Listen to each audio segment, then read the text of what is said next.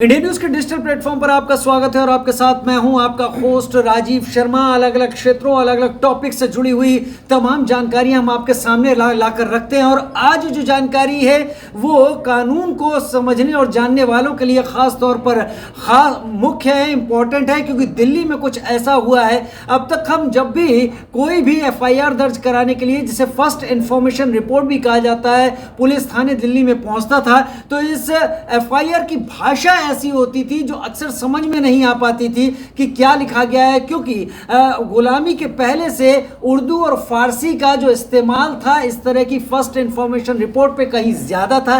लेकिन Delhi high court ने इस बाबत कुछ दिन पहले आदेश दिया था।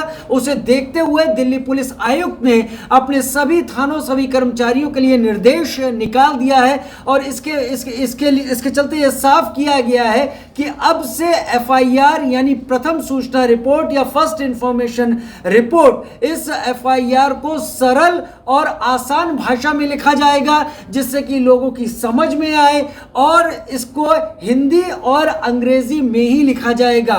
शब्द इसके क्लिष्ट नहीं होंगे, टफ नहीं होंगे जिस तरह से अब तक हो रहा था। दरअसल जो पीड़ित होता था वो ये समझ नहीं पाता था कि उसकी कही गई बात को पुलिस ने किस रूप में लिखा है और लिखते हुए पुलिस क्या कहना चाह रही है उसकी एफआईआर को, क्या उसके उठाए गए बातों को एफआईआर में सही तरीके से रखा गया है या नहीं रखा गया है। तो ये एक अहम पड़ाव, अहम बिंदु जहां तक न्याय व्यवस्था की बात है। अब से एफआईआर सरल और आसान भाषा में होगी।